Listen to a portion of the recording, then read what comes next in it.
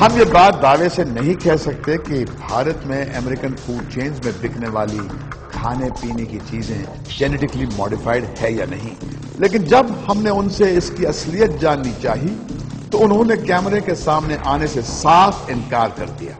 GM foods को बढ़ावा देने वाली बायोटेक कंपनियों का सबसे बड़ा तर्क यह है कि अमेरिका में पिछले कोई 20 सालों से लोग जीएम फूड्स खाते आ रहे हैं, लोग वहां जी रहे हैं, मर तो नहीं रहे हैं, तो फिर दूसरे देशों में जीएम फूड्स को लेकर इतनी हाय तौबा क्यों मची हुई है? GM foods were introduced in 1996. America में 1996 में जीएम फूड्स की शुरुआत हुई। 1994 और 2000 के बीच खाने से जुड़ी बीमारियों में 2 गुने का इजाफा हुआ। जीएम सोए के आने के बाद के 5 सालों में एलर्जी की शिकायतों में बेतहाशा बढ़ोतरी हुई। अमेरिका में एक सर्वे में लोगों से पूछा गया कि क्या उन्होंने कभी जीएम फूड खाया है। 60% का जवाब था नहीं, जबकि 15% ने कहा पता नहीं। 15% say I don't know. So 3/4 of America do not realize that they eat GM ingredients in almost every meal. खाद्य संकट के बहाने कंपनियों ने बीटी बीजों को बढ़ावा देना शुरू किया। स्विट्जरलैंड ने जीएम फसलों पर सन 2013 तक रोक लगाई। फ्रेंच पार्लियामेंट का जीएम फसलों को मंजूरी देने से इनकार। इटली, ग्रीस, ऑस्ट्रिया और पोलैंड ने जीएम फसलों पर रोक लगाई।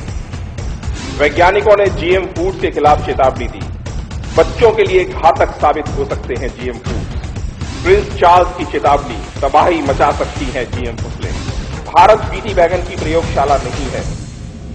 आज तक इतिहास में जितने भी हादसे होते आए हैं, चाहे वो सुनामी का हो, चाहे वो 26/11 का हो, या 9/11 का हो, या हिरोशिमा का हादसा हो, डिजास्टर हो, या अर्थक्वेक, या जो भी फ्लड्स की बात हम करते हैं, वो सारे के सारे इसके मुकाबले में कहीं स्टैंड नहीं कर पाएंगे जो हादसा हम जेनेटिकली मॉडिफाइड क्रॉप से दुनिया का कर सकते हैं। आज हम सभी के सामने एक बड़ा सवाल यही है कि जीएम फूड से अपनी और अपने परिवार की सेहत को बचाने के लिए हम क्या कर सकते हैं? साम दान भेद दंड 4 उपाय बोले गए हमारे। किसानों को इसके प्रति जागरूक करें। एक तो किसान नहीं बोएगा तो किसी को मिलेगा ही नहीं, फिर कंज्यूमर को भी इसके प्रति अवेयर करें। और ब्यूरोक्रेट्स, जो शासक लोग हैं और भी जो अधिकारी वर्ग है जो बैठते हैं वहां, उनको इसके प्रति सजग करें।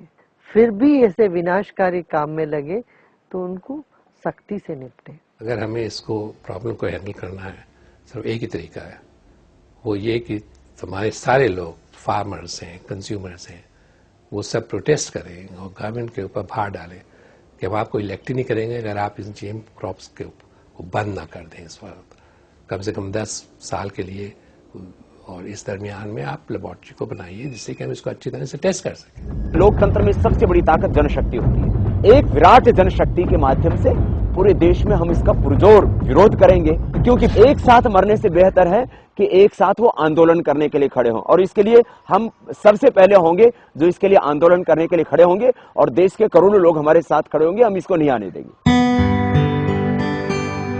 शाम होते ही जैसे जैसे सड़क पर वाहनों की संख्या कम होती जाती है, सुनीता अपने घर जाने के लिए बेचैन होने लगती है, क्योंकि दिन भर की मेहनत के बाद ही उसे रात का खाना नसीब होता है। सुनीता को भले ही ये न मालूम हो कि जो खाना वो खाएगी वो उसकी सेहत के लिए ठीक है या नहीं, लेकिन अपने आप को पढ़ा लिखा समझने वाले हम लोग कैसे अपने खाने को उन कंपनियों के जिम्मे छोड़ सकते हैं जो हमारी थाली में जहर परोसकर अपनी तिजोरियां भरना चाहती हैं। हमारे जिस्म मल्टीनेशनल कंपनियों के गुलाम नहीं है, इसलिए इन कंपनियों की हिमायत करने वाली अपनी सरकार पर हमें दबाव डालना होगा कि वो देश में तब तक किसी भी तरह के जीएम फूड को बाजार में नहीं आने देंगी जब तक कि ये साबित नहीं हो जाता कि इनसे हमें और हमारे पर्यावरण को कोई खतरा नहीं है। सवाल सिर्फ हमारी सेहत का ही नहीं बल्कि हमारे पूरे अस्तित्व का है, जो जीएम फूड्स की वजह से खतरे में नजर आने लगा है।